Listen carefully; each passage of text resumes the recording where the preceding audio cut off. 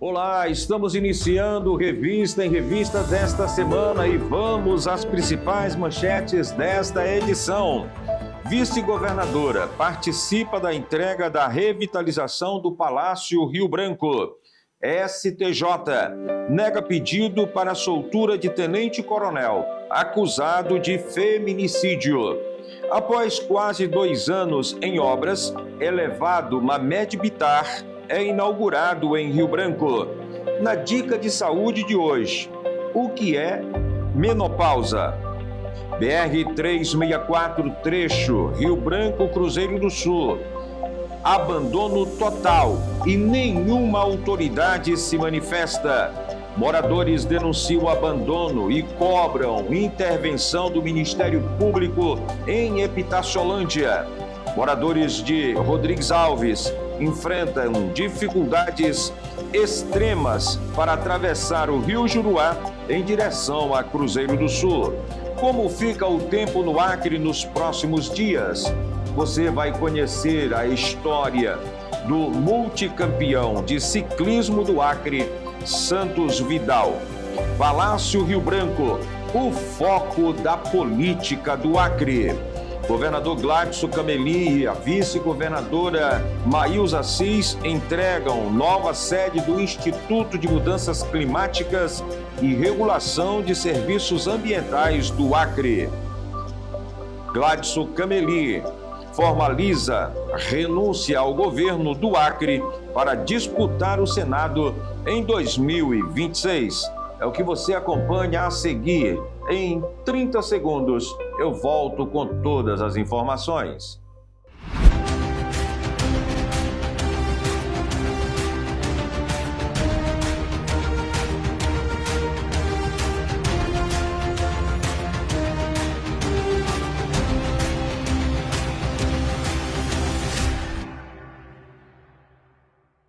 Muito bem, nós já estamos de volta, seguindo com o nosso programa. Muito obrigado pela sua audiência, obrigado pelo seu carinho, obrigado a você que nos acompanha pelo canal aberto, TV Líder, canal 10.1.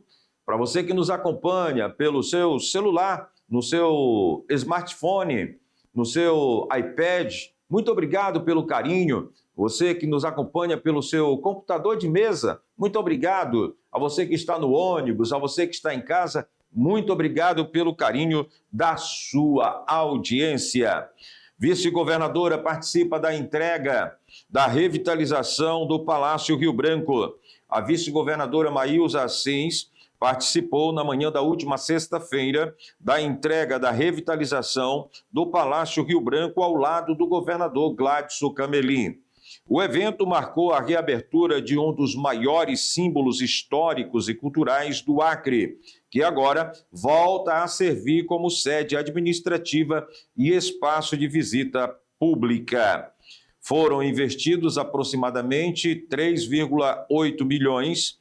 Curiosamente, esses recursos foram provenientes de uma emenda parlamentar destinada pela própria Maílza Assis na época em que era senadora.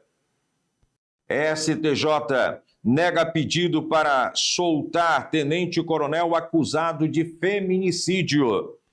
O Supremo Tribunal de Justiça, o STJ, rejeitou o pedido de soltura do tenente-coronel da Polícia Militar do Estado de São Paulo, Geraldo Leite Rosa Neto, acusado de feminicídio contra sua esposa, a soldado PM Gisele Alves Santana. A decisão foi proferida pelo ministro Reinaldo Soares da Fonseca. O ministro entendeu de que o recurso protocolado pela defesa do oficial, uma reclamação não usada para questionar o decreto de prisão emitido pela Justiça de São Paulo. É muito folgado um canalha desse, né, rapaz? Vou te contar um negócio. E você viu como é que ele foi recebido lá no quartel, onde ficam aquartelados presos militares acusados de crimes. Meu Deus do céu, é uma bandidagem um negócio desse, não é mesmo? Uma falta de respeito muito grande. E o Brasil continua matando mulheres. É complicado. Após quase 2 anos em obras, elevado Mamed Bitar é inaugurado em Rio Branco. O elevado começou a ser construído em 3 de julho de 2024 e tinha uma previsão de conclusão para julho do ano seguinte. Contudo, a data foi alterada, pelo menos 4 dias. A inauguração ocorreu na última sexta-feira, no dia 20 de março, com a presença de autoridades. O elevado está localizado na Estrada Dias Martins, próximo à ABB, e você vai acompanhar aqui no nosso programa a festa de inauguração do primeiro elevado, né, aqui do Acre, principalmente da capital do estado.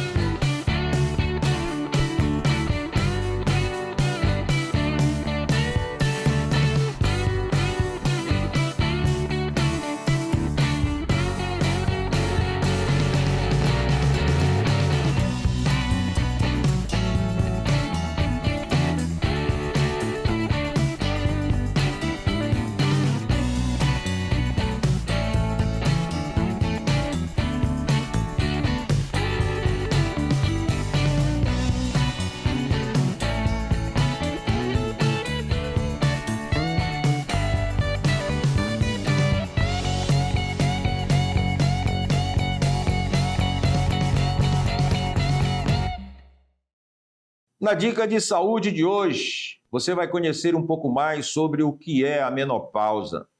As mulheres padecem, né, com a menopausa, sofrem com a menopausa. O Dr. Drauzio Varela comenta o período caracterizado pela interrupção da produção de hormônios, que pode ser uma passagem muito delicada na vida da mulher e sintomas que precisam ser conhecidos. Nós estamos falando, inclusive, da menopausa. na tela. O doutor Drauzio Varela traz as informações.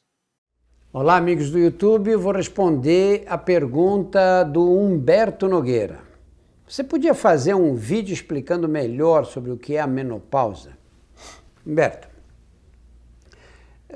a menina nasce, produz hormônios sexuais, desde o nascimento. Já produz no interior do útero materno, estrogênio, progesterona.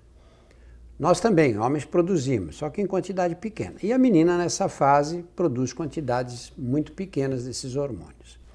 Na hora que ela chega na puberdade, os ovários amadureceram e ela aí produz grandes quantidades desses hormônios. As quantidades são tão grandes que a evolução física da menina na puberdade é visível assim de uma hora para outra. Às vezes a menina troca de sutiã de um mês para o outro. Os seios crescem rapidamente, os caracteres sexuais secundários, muito mais depressa do que o menino que nessa fase da puberdade está ali com o rosto cheio de espinha, a voz que engrossa, às vezes falseia. A gente é um pouco ridículo nessa fase da vida, né? As meninas não, são graciosas já. E aí a produção de hormônios sexuais persiste durante anos consecutivos. Em geral, as meninas menstruam pela primeira vez hoje ao redor dos 12, 13 anos. Começo do século XX, menstruavam pela primeira vez aos 17 anos, essa era a média. Essa idade vem diminuindo. As mulheres paravam de menstruar aos 40 anos, hoje elas param de menstruar ao redor dos 50, 51, 52 anos. Por que elas param de menstruar? Porque os ovários vão ficando mais velhos e começam a parar de produzir os hormônios sexuais. Nessa fase, ela para de menstruar e entra num processo que nós chamamos de menopausa. Não é de um dia para o outro. Em geral, isso é uma alteração que vai levando um tempo, alguns meses, para ela parar completamente de menstruar. Essa fase em que as menstruações ficam irregulares, que já existe uma insuficiência ovariana importante, são chamadas de climatério.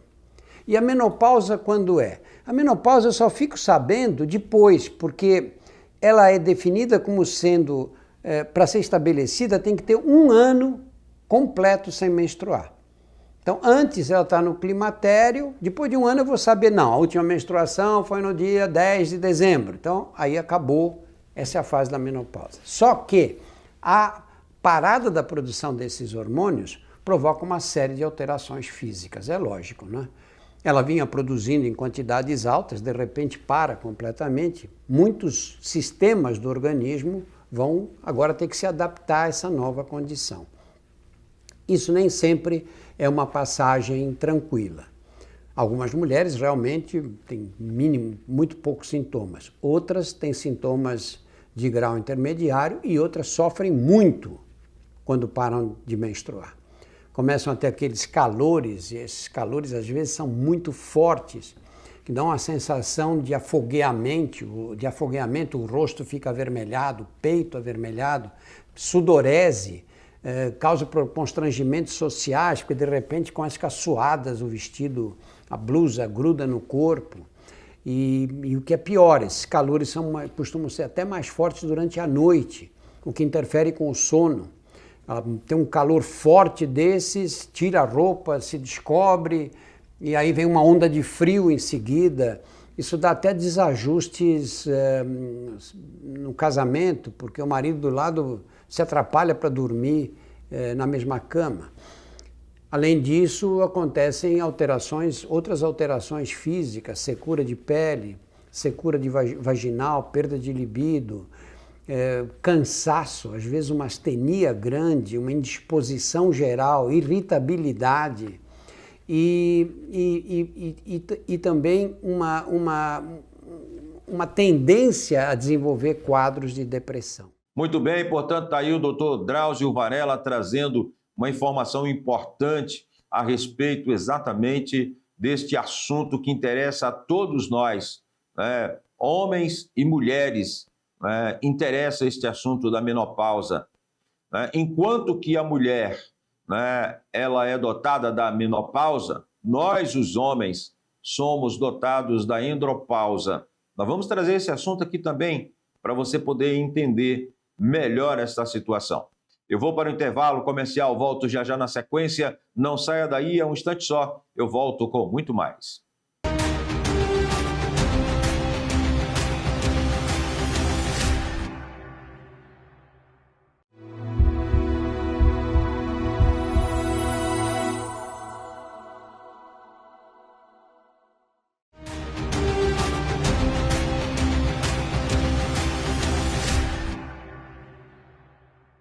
Muito bem, já estamos de volta com o Revista em Revista desta semana, a sua revista eletrônica semanal, trazendo para você um resumo das notícias que foram destaque durante a semana e atualizando para você todas as vezes que estamos na sua tela apresentando o que há de melhor da informação e da notícia. Acompanhe o nosso programa nas redes sociais, vai lá nas nossas redes sociais. Nós estamos no YouTube. Você também pode mandar sua mensagem para o nosso WhatsApp 6897 414 36, fazer um contato conosco, se comunicar conosco. É um prazer muito grande ter você na nossa companhia.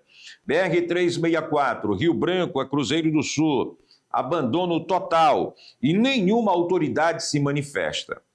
A situação da BR-364, no trecho que liga Rio Branco a Cruzeiro do Sul, é historicamente um dos maiores desafios de logística e infraestrutura da região norte. O sentimento de abandono é compreensivo, dado a essa rodovia é a espinha dorsal, né, do governo do estado, do governo federal, que integra o Juruá ao restante do estado e do país. Vários fatores contribuam para o estado crítico atual e para a percepção de falta de resposta das autoridades. Ninguém se manifesta e veja que estamos em um ano de campanha política. Vote num candidato ao governo que assume o compromisso em acabar de uma vez por toda com o isolamento do estado do Acre. Acompanhe essas imagens. Veja, eu disse aqui no programa já há alguns dias atrás. Este ano, uma caravana de deputados saiu da capital do estado para chegar ao município de Cruzeiro do Sul pela BR-364. Simplesmente para ganhar mídia. Simplesmente para ganhar ali holofotes, porque não saiu nada de positivo nessa caravana que saiu de Rio Branco e foi a Cruzeiro do Sul. A BR continua a mesma, está uma porcaria, péssimas condições, e quem está sofrendo com isso são os motoristas, a população que precisa da BR-364 para se locomover. Isso é uma vergonha, pelo amor de Deus. Quando é que nós vamos ter alguém responsável por recuperar essa BR? Moradores denunciam o abandono e cobram intervenção do Ministério Público em Epitassolândia. Outra vergonha. Moradores de Epitassolândia têm intensificado denúncias sobre a situação de abandono enfrentada em diferentes bairros da cidade e passam a cobrar a atuação do Ministério Público diante dos problemas estruturais.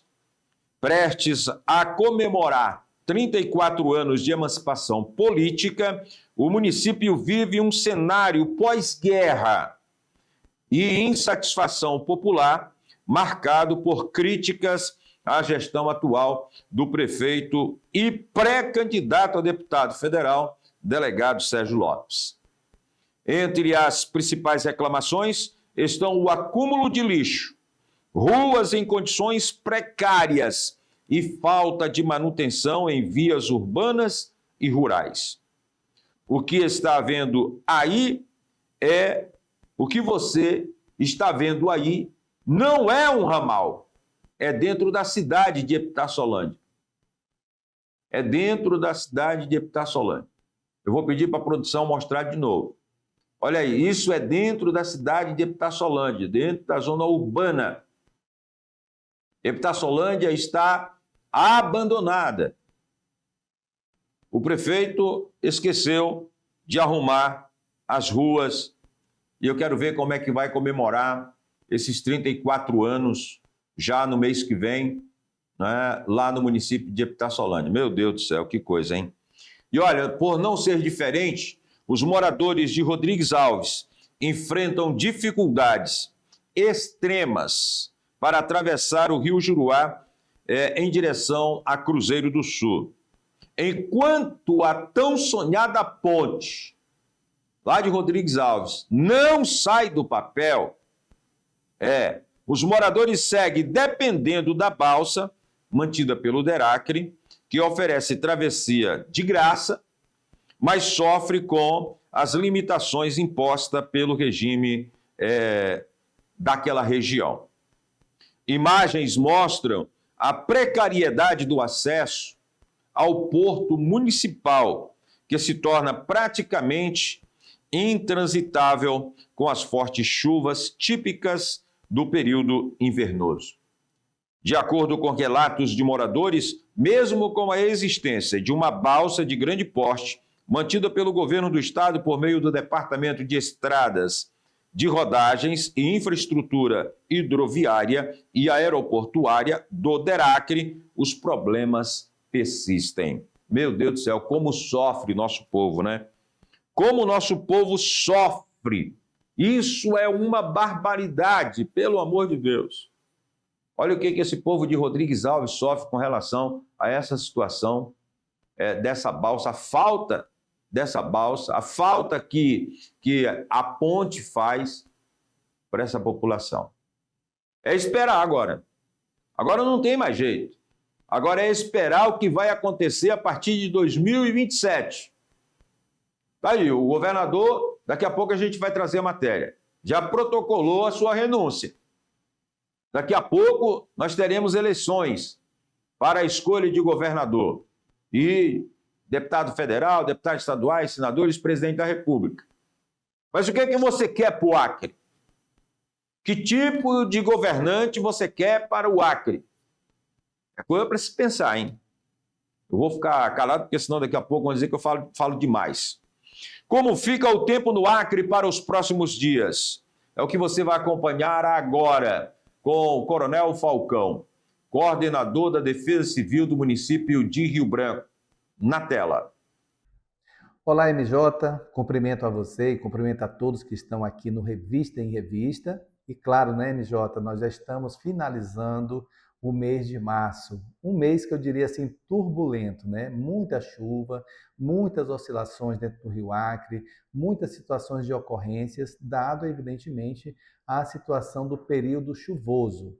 Mas o que nós queremos deixar aqui de informação para quem está nos assistindo é justamente que a partir da metade já do mês de março, nós começamos um novo fenômeno chamado El Niño. Ele está muito fracamente atuante, mas ele já está atuando. Então, com isso, nós ficamos dentro da média esperada de chuva para o mês de março e agora, ao iniciar o mês de abril, possivelmente nós vamos ter uma ausência maior de chuvas, quando o El Niño ele começa a atuar com maior fortaleza, com mais força, a partir agora de abril. É claro que durante todo esse período chuvoso que nós tivemos aí desde o mês de dezembro, né, principalmente o mês de dezembro, deixou muitas consequências para nós. Nós retiramos muitas famílias de áreas de risco, colocando em aluguel social, dada a situação hidrológica e também geológica, né, e nós movimentamos várias famílias para o Parque de Exposições, abrigando e cuidando dessas pessoas, ao mesmo tempo que também fazemos ajuda humanitária. Tudo isso, todas essas ocorrências são consequências, são sequelas desse período chuvoso, que agora sim nós estamos já nos aproximando do final desse período chuvoso e vai entrar uma nova fase. Nessa nova fase, que é a ausência de chuva, nós vamos chamar a atenção de você que está nos assistindo para informar que nós teremos ondas de calor. Nesse momento, as águas do Oceano Pacífico elas já estão mais aquecidas e também com isso nós vamos ter uma umidade maior dentro da Amazônia, mas toda essa umidade vai ser transportada para o sul do país, podendo causar, inclusive, inundações lá no Rio Grande do Sul, como aconteceu em 2024, em toda a região sul, na realidade. E aqui na nossa região, nós vamos entrar no período seco. O período seco, vamos ter ondas de calor, como eu disse anteriormente, nós vamos ter também dificuldade de abastecimento de água, talvez perda de produção, dado toda essa situação que nós estamos passando. Mas agora, a Defesa Civil, nós aqui da Defesa Civil, já vamos conversar com várias secretarias, como é a questão da Secretaria Municipal de Saúde, também RBtrans, CEINFRA, a própria Secretaria Municipal de Agricultura, para ver os planos de contingência que eles têm para poder atuar durante esse período seco, que deve ter início agora no mês de abril e vai perdurar até o final de dezembro, já praticamente mudando o ano para 2027. Veja que os desafios são muito grandes. Nós já tivemos lá no CEMADEM, tivemos no INPE também, e tivemos em outras regiões do país que conversa conosco em relação às mudanças climáticas. Por isso, vamos aguardar as cenas dos próximos capítulos. Dessa maneira, MJ, e com essas informações, eu fico por aqui, sabendo que na próxima oportunidade estaremos aqui juntos e volto com você aí no estúdio. Muito bem, está aí o Coronel Falcão. Muito obrigado, Coronel Falcão. Muito obrigado, Ana, que tem colaborado constantemente com a gente aqui, assumido o compromisso. Muito obrigado, viu, Coronel? Um abraço, bom trabalho para o senhor. Eu vou para mais um intervalo comercial, volto já já na sequência. Não saia daí, é um instante só, eu volto na sequência.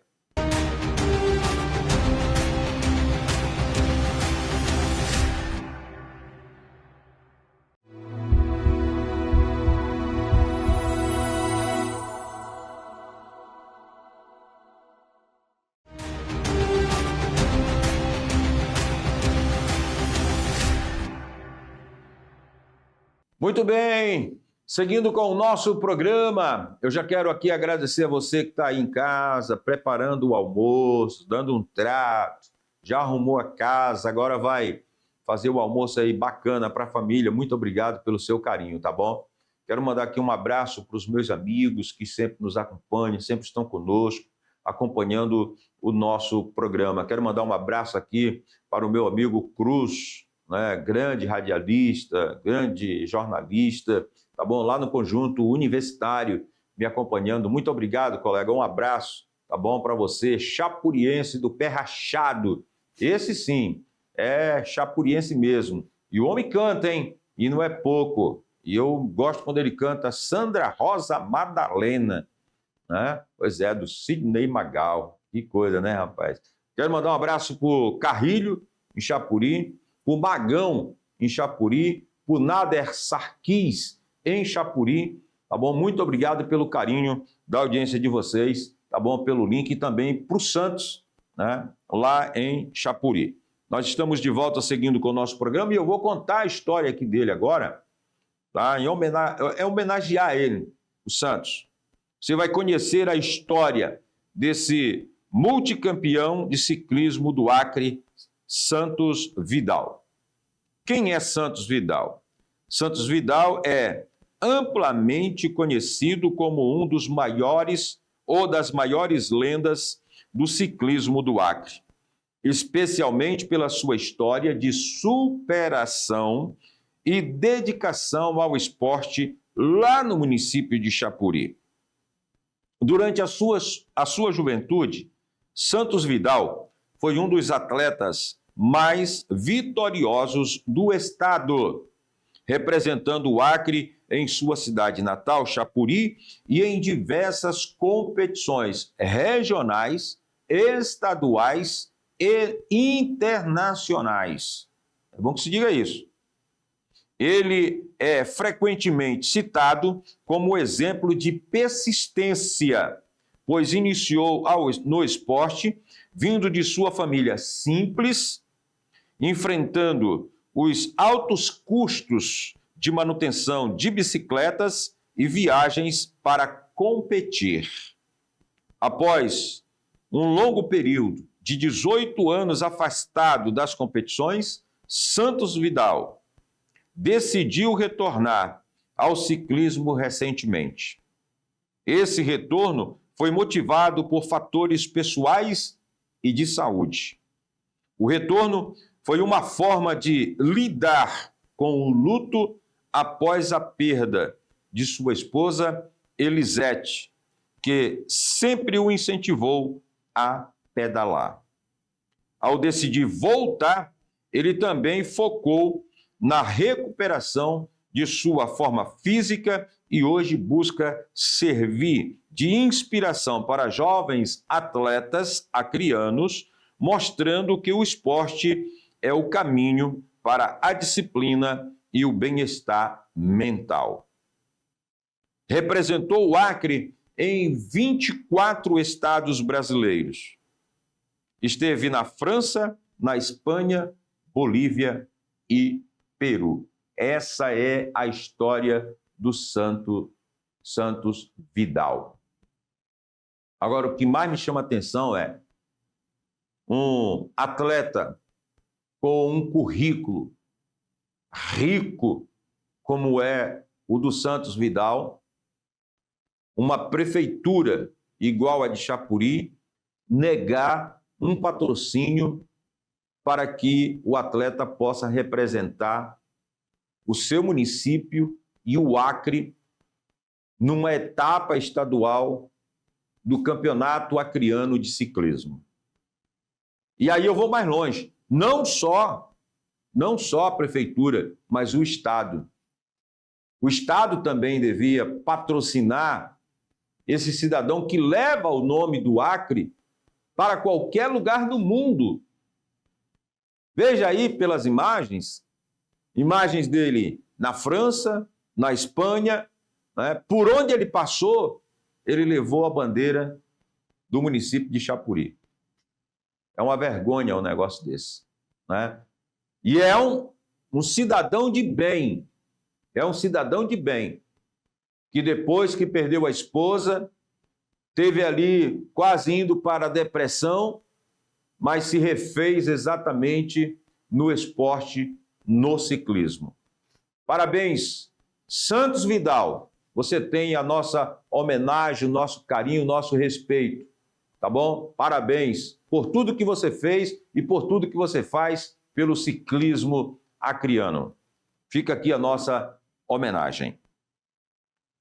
Palácio Rio Branco é o foco da política no Acre. O cenário político do Acre para as eleições 2026 desenha-se como uma disputa de pesos pesados para a política local, marcada pela sucessão do atual governador Gladson Camelim, do PP, que não pode concorrer à reeleição e já pediu a renúncia do cargo agora para abril do governo do Estado. O doutor Charles Brasil, que é o nosso comentarista de política, analisa as últimas mexidas no tabuleiro político do Acre. Na tela. Olá, MJ e telespectadores do Revista em Revista. Essa semana nós vamos falar aqui sobre o tabuleiro político do estado do Acre, especificamente a candidatura de governador. E o que nós temos, MJ, para essa eleição de 2026, no que se refere aí à eleição de governador? Nós tivemos aí muitas movimentações nos bastidores, especificamente da candidatura do Tião Bocalhon, que teve várias vezes, foi a Brasília organizar a sua candidatura, tentar viabilizar um partido para o qual pudessem ali viabilizar a sua candidatura. E o que acontece, MJ? O PSDB aceitou ali, né, o Aécio Neves, concordou para que o Tião Bocalhon, prefeito da capital, pudesse se candidatar pelo PSDB. Ocorre, MJ, que eu vejo duas questões aí importantes nessa mexida do tabuleiro. A primeira delas é o fato do próprio prefeito já largar tarde, porque está indo para um partido que não tem uma chapa competitiva de deputado, muito menos de deputado federal e muito menos de senador. Então não tem uma chapa forte já definida, né, para que aí possa concretizar, possa dar uma roupagem mais forte a sua candidatura a governador. E isso conta muito. Uma candidatura a governador sem uma chapa competitiva, ela se torna uma candidatura frágil, do ponto de vista da organização partidária, do ponto de vista aí, político mesmo. E a outra questão é o fato do PSDB não ter também, melhor dizendo, sabe-se se o PSDB... E outra questão, MJ, é saber se o PSDB ele vai ter condições financeiras para bancar a candidatura do prefeito Tião Bocalhon ao governo do estado do Acre, sabendo que nós temos 22 municípios, alguns municípios de difícil acesso, precisando aí do candidato estar presente ou pela via aérea, né, ou de forma fluvial, e numa eleição e de uma forma fluvial não é mais adequada. Portanto, a via aérea se torna um custo muito alto para o candidato, né? E resta saber se o PSDB vai ter essa condição de ter recursos mínimos, né? Recursos para uma candidatura como a do Tião Bocalhon. Ele, a meu ver, como eu já disse em outros comentários, MJ, o prefeito Tião Bocalhon é um dos favoritos. Eu acredito nessa perspectiva. Agora, dentro do partido, dentro do PSDB, saber se o PSDB vai ter condições financeiras, condições de pessoal para montar chapas competitivas, chapas fortes, né, de estadual, federal e a do Senado, aí, como diz o jargão popular, aí são outros 500. Esta aí é a gente aguardar mais alguns movimentos para identificar se realmente o PSDB vai ter condições, seja financeira, seja de pessoal, para montar essa chapa forte e fazer a candidatura do prefeito Tião Bocalhon uma candidatura ao governo forte e competitiva, já com aquelas que já estão postas, né? Competitiva, como a do senador Henrique, como a da vice-governadora Maísa, que é candidata do Palácio. Portanto, vamos aguardar para saber mais informações, para a gente observar essa movimentação do tabuleiro e verificar se o PSDB vai ter essa condição. Mas é isso, mais uma vez, muito obrigado pela participação. Fico aqui o meu abraço. Deus abençoe essa semana cada um de nós. Meu nome é Charles Brasil, sou professor e advogado da área da Previdência. Portanto, está aí Dr. Charles Brasil trazendo as informações, esses detalhes para você aqui no nosso programa. Governador Gladson Cameli e a vice-governadora Maísa Assis entrega a nova sede do Instituto de Mudanças Climáticas e Regulação de Serviços Ambientais do Acre. Essa é uma entrega significativa para a agenda ambiental e de sustentabilidade do estado do Acre. A nova sede do Instituto de Mudanças Climáticas representa um fortalecimento institucional para o Acre, especialmente no que diz respeito à regulação dos serviços ambientais e à economia de baixo carbono. Na tela, acompanhe a inauguração da nova sede do Instituto do IMC. Estou cumprindo com minha promessa, eu e a minha vice-governadora, de que nós íamos reestruturar toda a estrutura do Estado durante o nosso mandato, que estava no nosso plano de governo. Graças a Deus, a nossa equipe, através da Secretaria de Obras, que aqui se encontra a Fundação Elias Mansur, do Minoro, nós estamos conseguindo executar esses recursos, tá? E não somente aqui na capital Rio Branco, mas no interior do Estado também. Governador, isso coroa também um dos seus lemas, que é dar também essa infraestrutura para os servidores para que isso seja impactado no serviço público. Com toda certeza, um servidor, quando ele vai prestar um serviço dele, tem que prestar um serviço humanitário, sabe? E aí, ao mesmo tempo, ele precisa de uma estrutura, de uma qualidade, de um ambiente propício para que ele possa vir desenvolver seu trabalho. E é isso que eu tenho proporcionado em todas as secretarias, em todas as autarquias, empresas governamentais. Nós, desde veículos, equipamentos, móveis, estamos recuperando tudo, pagando funcionário em dias, convocando quem precisar ser convocado, para que a gente possa aí avançar. E eu não tenho dúvida que a minha vice-governadora ela vai dar continuidade nesse trabalho para que a gente possa cada vez mais preparar no presente o futuro das nossas autoridades com as crianças. Presidente, hoje vai ser entregue a Biblioteca da Floresta, que é um dos principais símbolos da identidade também e do conhecimento aqui dos acrianos. Como que está esse sentimento e como vai funcionar esse espaço, inclusive com os horários na semana, para a gente entender? É um símbolo do Acre, um símbolo da Amazônia. E o sentimento é de muita alegria, de muita celebração, de muito júbilo, porque é um compromisso que o nosso governador Gladys Cameli, a nossa vice-governadora, assumiu de revitalizar os espaços e devolver para a população. E esse espaço é emblemático, a gente que passa aqui pelo canal, ele tem a cara da Amazônia, um espaço aqui que conta a história dos nossos povos originários, dos nossos seringueiros, do primeiro e segundo ciclo da borracha.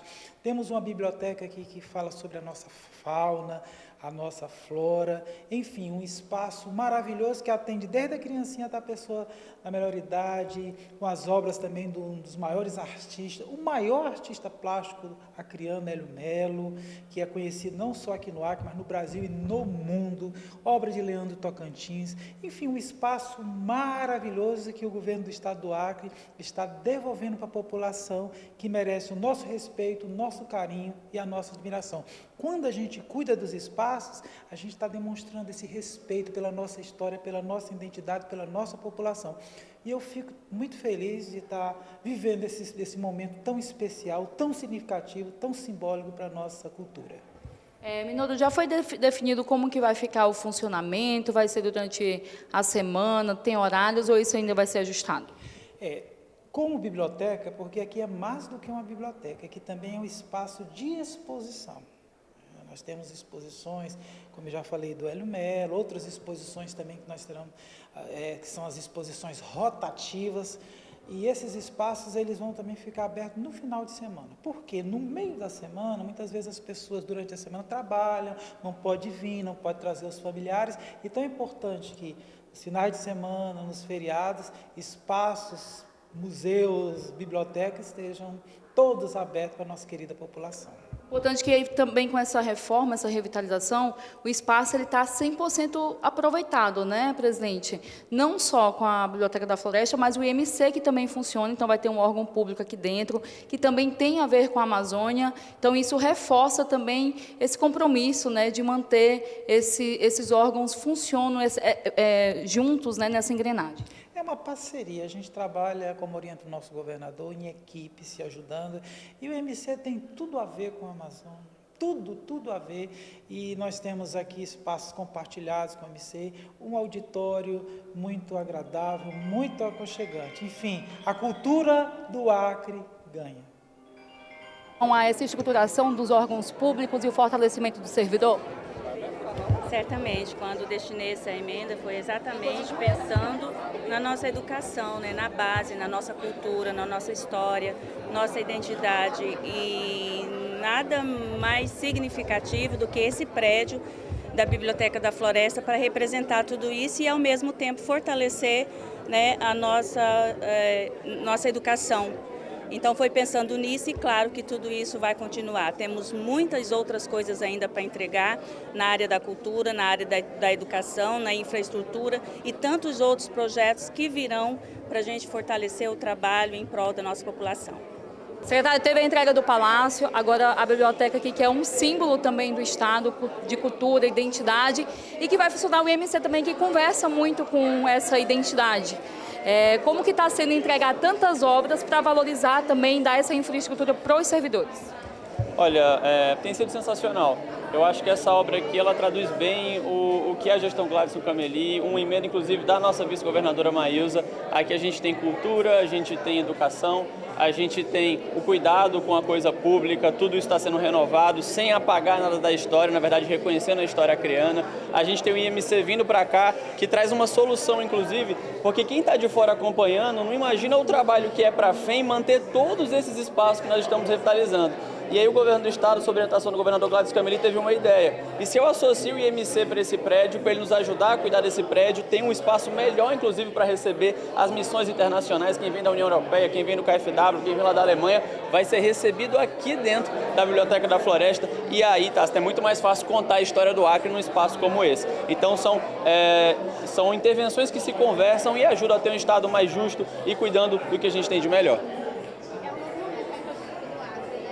Com certeza é um novo momento e é um momento que traz um olhar tanto para a segurança quanto para a modernidade. É muito importante a gente destacar que aqui a gente tem acessibilidade renovada, toda a parte de prevenção e combate a incêndio renovada, mas sem perder a característica do prédio, sem perder a característica regional. A gente vê isso na oca de auditório, a gente vê isso lá no último andar, em que o IMC, quando for receber, por exemplo, um chanceler ou então um consultor que vem à cidade, vai subir num elevador panorâmico, vai ver todo o parque da maternidade e vai ter uma reunião dentro da Biblioteca da Floresta. Então a gente acha que esse é um diferencial do estado do Acre para seguir captando mais recursos e melhorando a vida das pessoas.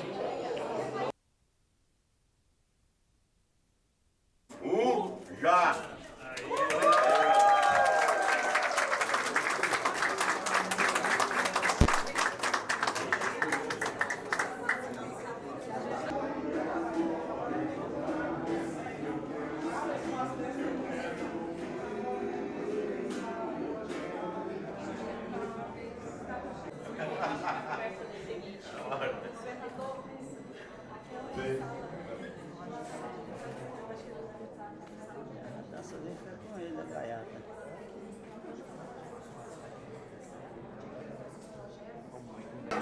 Tudo bem? Tá tudo tranquilo?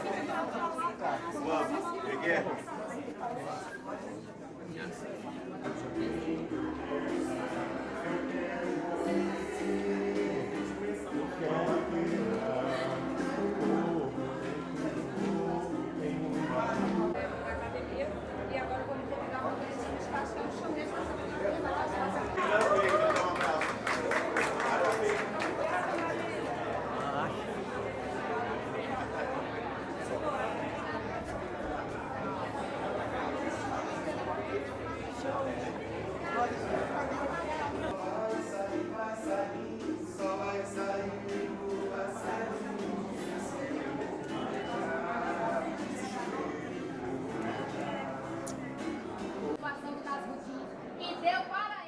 Olha, o governador Gladys Cameli formalizou a renúncia ao governo do estado para disputar o Senado em 2026.